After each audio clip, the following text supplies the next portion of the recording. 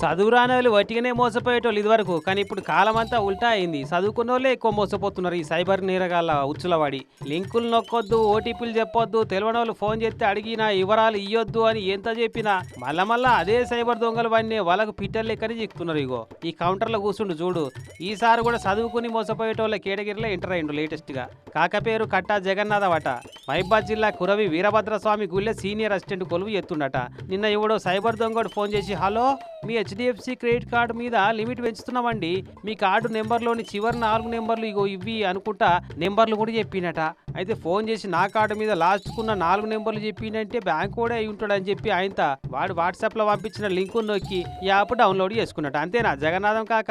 నా వాట్సాప్కు లింక్ పంపించడం జరిగింది. ఆ లింక్ ఓపెన్ చేయడం వల్ల ఆయన చెప్పిన విధంగా నేను లింకులన్నీ కొట్టడం వల్ల నాకు అందులో 6,89,000 ఇంక్రీజ్ అయినట్టుగా చూపించింది హెచ్డిఎఫ్సి కాల్లో. నీకు ఇది ఇంక్రీజ్ సాయంత్రం క్లియర్ అవుతుందని చెప్పాడు. నాకెందుకు అన్ని బ్యాంకులు అడగడం వల్ల డౌట్ వచ్చి నేను వెరిఫై చేసుకునేసరికి ఒక్కొక్క బ్యాంకులో డిడక్షన్ అవ్వకుంటూ ఉన్నది కాబట్టి నాకు డౌట్ వచ్చి నేను సైబర్ క్రైమ్లో కంప్లైంట్ చేయడం జరిగింది. ఆన్లైన్లో పోలీస్ స్టేషన్లో కూడా చేశాను.